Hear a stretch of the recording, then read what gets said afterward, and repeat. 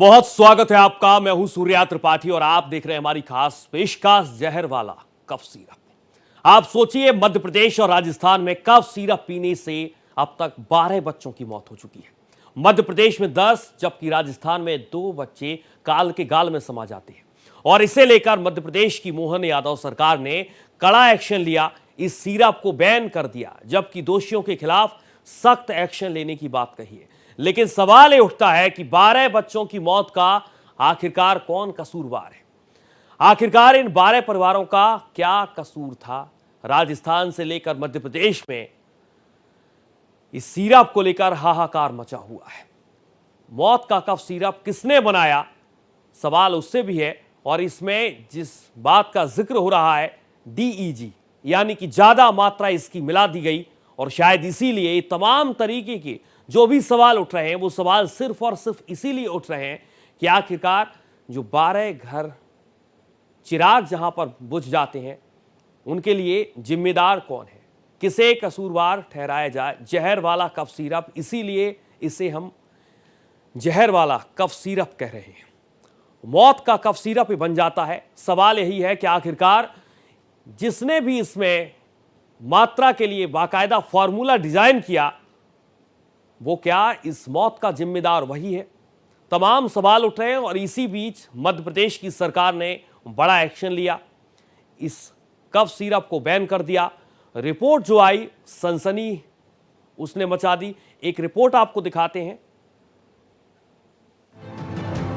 मध्य प्रदेश के छिंदवाड़ा में लगातार हो रही बच्चों की मौत के बाद जहां पीड़ित परिवार गम और गुस्से में है, तो वहीं मोहन यादव की सरकार भी पूरे एक्शन में है। सरकार ने बच्चों की मौत के बाद कड़ा फैसला लेते हुए राज्य में कोल्ड ड्रिप कफ सिरप पर पूरी तरह से बैन लगा दिया है। साथ ही प्रदेश के सीएम मोहन यादव ने इस संबंध में बयान जारी कर कहा है कि छिंदवाड़ा में कोल्ड ड्रिप सिरप के कारण हुई बच्चों की मृत्यु अत्यंत दुखद है। इस सिरप की बिक्री को पूरे मध्य प्रदेश में बैन कर दिया गया है। सिरप को बनाने वाली कंपनी के अन्य प्रोडक्ट की बिक्री पर भी बैन लगाया जा रहा है।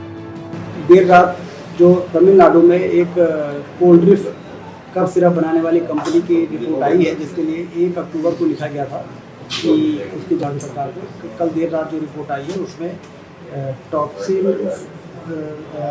टॉक्सिक सब्सटेंस 48% पाए गए हैं, जो कि एक बड़ा कारण हो सकता है।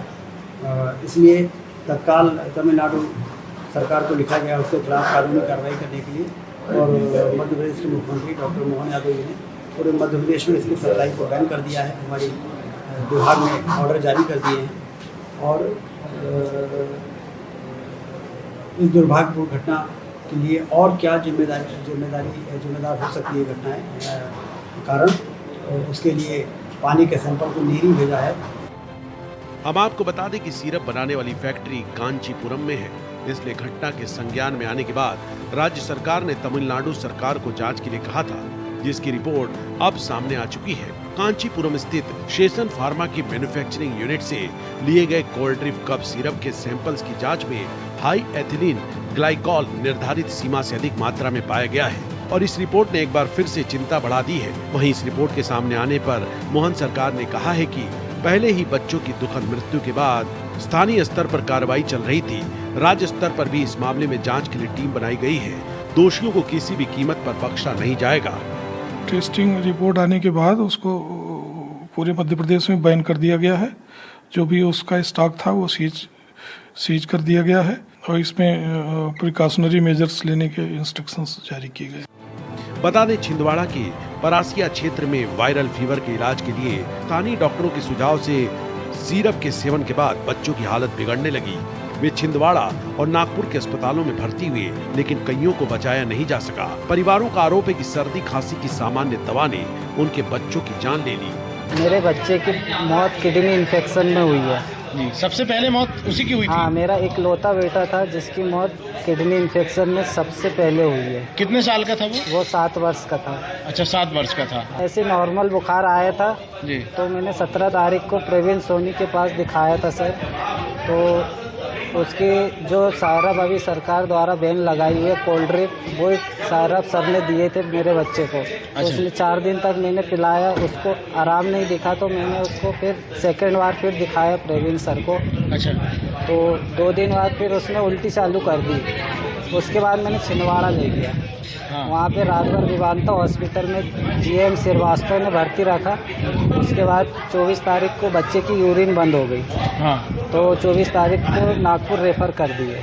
अच्छा। वहाँ से 24 तारीख से लेकर 1 तारीख तक बच्चे का ट्रीटमेंट चला, डायलिसिस हुई 6-7, लेकिन 2 तारीख को बच्चे ने दम तोड़ दिया।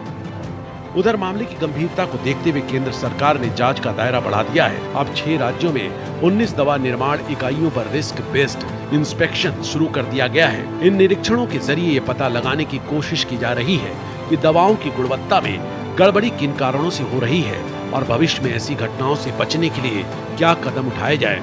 इस बीच केंद्रीय स्वास्थ्य मंत्रालय ने सभी राज्यों और केंद्र शासित प्रदेशों को सतर्क रहने और बच्चों में खांसी की दवाओं का विवेकपूर्ण उपयोग करने की सलाह दी है। मंत्रालय ने एडवाइजरी में स्पष्ट किया कि 2 साल से छोटे बच्चों को किसी भी प्रकार का कफ सिरप बिल्कुल नहीं दिया जाना चाहिए। Bureau report, Bharat express.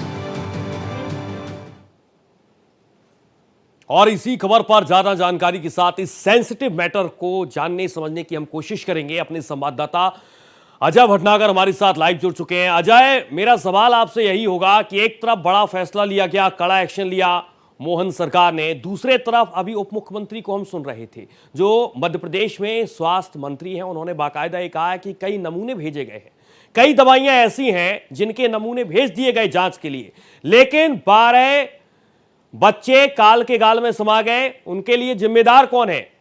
आपने कड़ा एक्शन लिया, लेकिन जिस तरीके से जो एक डीईजी प्रोडक्ट है, जो केमिकल है, ये आखिरकार इस सिरप में कहां से आया, इसके लिए कौन जिम्मेदार? और यही सवाल है मेरा आपसे। ठीक है, सबसे पहले तो मैं राज्य सरकार जो एक्शन हुआ है उस बारे में बताना चाहूंगा कि 11 मौतें हुई हैं इस पूरे मामले में। जो सिरप बताया जा रहा है, जो जिम्मेदार कफ सिरप है, कोल्ड ड्रिप और नेक्स्ट ड्रॉप डीएस, ये 2 सिरप हैं जिसमें से कोल्ड ड्रिप को बैन कर दिया गया, इसकी रिपोर्ट आई है। और जो मृतक हैं उनके परिजनों को 4-4 लाख रुपए की सहायता दी जाने की बात भी राज्य सरकार की तरफ से। बिल्कुल, मैं आपके पास लौटूंगा। आपकी आवाज हम तक ठीक तरीके से नहीं पहुंच पा रही है, एक बार फिर से हम संपर्क साधने की कोशिश करेंगे, लेकिन सबसे बड़ा सवाल यही है कि आखिरकार इन मौतों का जिम्मेदार कौन है। दरअसल कफ सिरप को लेकर केंद्रीय स्वास्थ्य मंत्रालय ने भी एडवाइजरी जारी कर दी है और इसके बाद से कफ सिरप के इस्तेमाल को लेकर असमंजस की स्थिति बनी हुई है। और इस पूरे मामले पर आईएमए दिल्ली के पूर्व अध्यक्ष अजय लेखी का कहना है कि भारत के ड्रग कंट्रोलर ने छोटे फार्मास्यूटिकल कंपनी पर विशेष निगरानी रखनी होगी। तीमारदारों को भी बिना डॉक्टर की सलाह के कफ सिरप जैसी दवाएं नहीं लेनी चाहिए। संवाददाता आदित्य द्विवेदी ने आईएमए के पूर्व अध्यक्ष अजय लेखी से खास बातचीत की, आप भी सुनिए। कफ सिरप एक बार फिर से चर्चा में है और इस बार केंद्र सरकार ने एक एडवाइजरी जारी की है और उसमें सलाह दी है कि 2 साल से कम उम्र के बच्चों को कफ सिरप ना दें तो बेहतर रहेगा। वैसे तो ये 5 साल के लिए उन्होंने सीमा बोली हुई है, उसमें भी सलाह है ये कि कोशिश करें कि 5 साल तक के बच्चों को भी कफ सिरप ना दें। इस समय मेरे साथ हैं आईएमए दिल्ली के पूर्व अध्यक्ष अजय लेखी जी। सर, हम आपसे समझना चाहेंगे कि ये जो एडवाइजरी आई है इसको कितनी गंभीरता से लोग लें। सबसे पहले तो मैं ये कहना चाहूंगा कि वो और ड्रग कंट्रोलर्स को एक जांच करनी चाहिए कि इसका कारण क्या है। एक आनन फानन में एक एडवाइजरी किसी भी बोर्ड को बिठाए बगैर जारी करना अच्छी बात नहीं है। कफ सिरप को रोक देना और किसी अन्य कारण से ये गलत चीज है। मैं तो ये कहूंगा कि सरकार को इन पे नियमों के ऊपर कंपनियों में जो स्पूरियस ड्रग्स बनाती हैं, जो कि छोटी छोटी कंपनियां आज कफ सिरप को लघु उद्योग तक को दे दिया। ये बड़ी बड़ी कंपनियों को, ब्रांडेड कंपनियों को ना देते हुए आज इन्होंने इस तरीके से इस कफ सिरप को दिया जो कि एक घातक होता जा रहा है। कोई भी व्यक्ति कफ सिरप बना लेता है और 500 रुपए में 5 लीटर कफ सिरप बेच देता है। वो कफ सिरप को एक्स यूज कर रहे हैं और सब यूज कर रहे हैं। बदनामी होती है कफ सिरप की। हमें ये जानना बहुत जरूरी है कि ये इस कफ सिरप को बनाने वाला कौन था, क्या उसके अंदर मटेरियल था, क्या उसने मात्रा उसकी ड्रग की ठीक डाली क्या नहीं डाली। सर मध्य प्रदेश में जब कई बच्चे खत्म हुए उसके बाद मध्य प्रदेश सरकार ने तमिलनाडु सरकार को एक पत्र लिखा था जिसमें कोल्ड ड्रिंक सिप करके एक कंपनी थी। उस पत्र को मिलने के बाद जांच कराई गई तमिलनाडु में और तुरंत 24 घंटे के भीतर उस कंपनी को बैन कर दिया गया था। तो जैसा आपने भी जिक्र किया कि पैमाने पैरामीटर्स को पूरा करने वाली कंपनी है या नहीं, इस बात का ख्याल रखना चाहिए।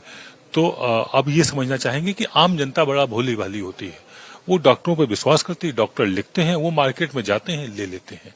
तो इसमें किस तरह की सावधानियां डॉक्टर बरतें, कैसी सलाह डॉक्टर दें और क्या कुछ पेरेंट्स करें जो अपने बच्चों को सिरप देते हैं? आसान रहता है बच्चों को सिरप देने में टेबलेट की अपेक्षा। सबसे पहले मैं आपको एक बात कहना चाहूंगा कि ऑन द काउंटर जो ड्रग बेची जाती हैं, बिना प्रिस्क्रिप्शन के बेची जाती है, उन ड्रग्स को बैन होना चाहिए और सख्ती से उसका पालन होना चाहिए, सबसे पहली बात। और दूसरी बात मैं ये कहूंगा कि किसी भी ड्रग कंपनी को स्पेशली जो पीडियाट्रिक यूज के लिए बच्चों के लिए कफ सिरप बनाए जाते हैं उनके ऊपर पूर्ण रूप से किसी प्रकार का भी कोई लाइसेंसिंग के अंदर कोई भी कोताही बरतनी नहीं चाहिए जिससे कारण कि एक आम जनता को हालत खराब हो। तीसरी चीज जो मैं कहना चाहूंगा कि आज जो क्वैक्स है हमारे देश के अंदर, अनलाइसेंस्ड डॉक्टर्स जो कि जिनकी भर मशरूमिंग है, वो इन कफ सिरप्स को लिखते हैं और बदनाम होते हैं क्वालिफाइड डॉक्टर्स।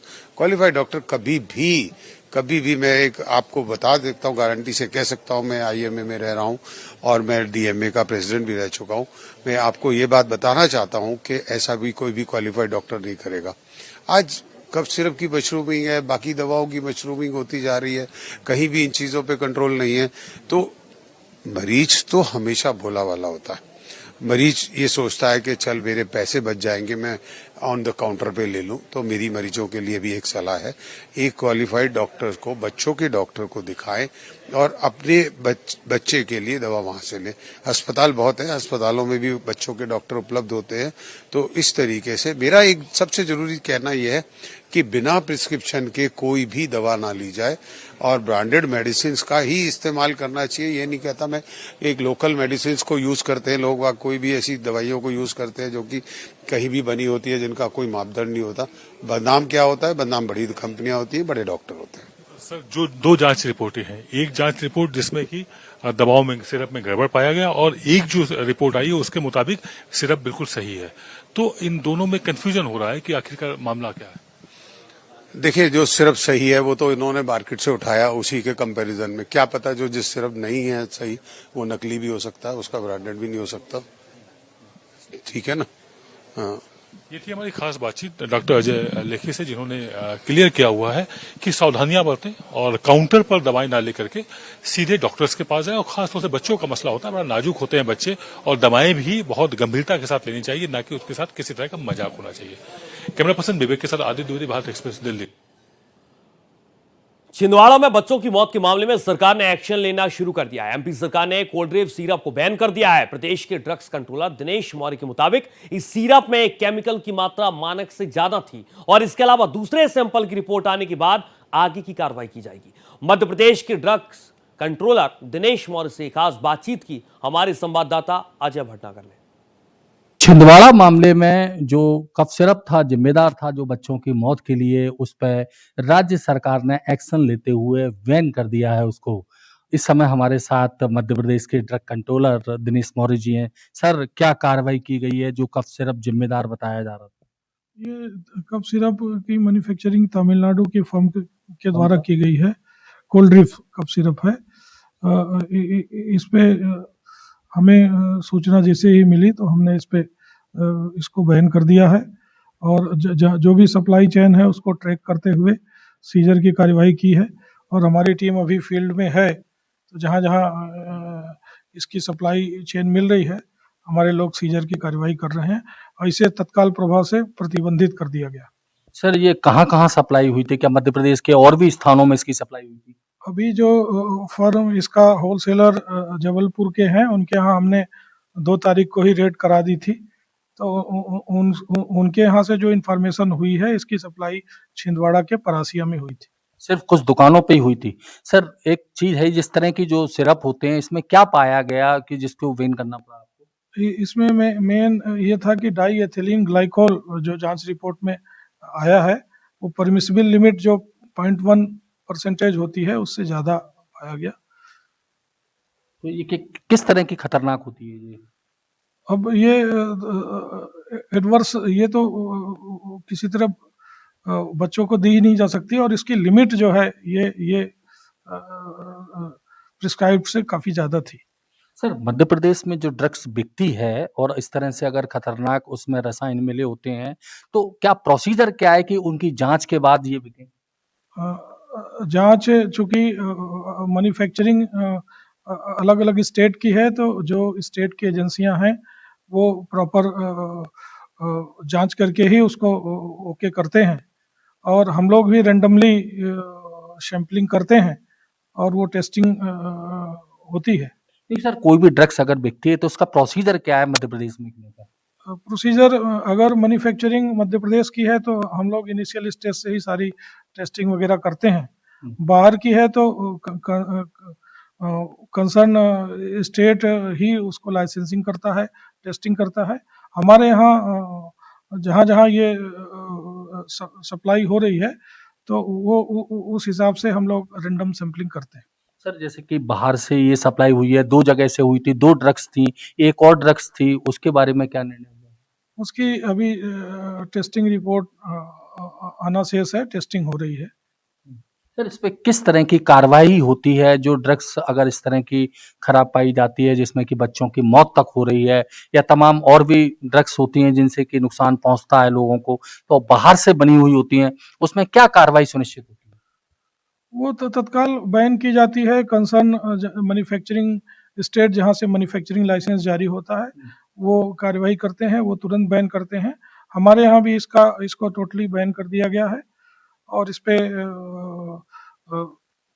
जो भी प्रोविज़न है ड्रग एंड कॉस्मेटिक एक्ट के तहत कड़ी से कड़ी कार्यवाही की जाएगी। नहीं तो सर, जो वितरक होते हैं, जो बनाने वाले होते हैं, उन लोगों के खिलाफ कुछ कार्रवाई?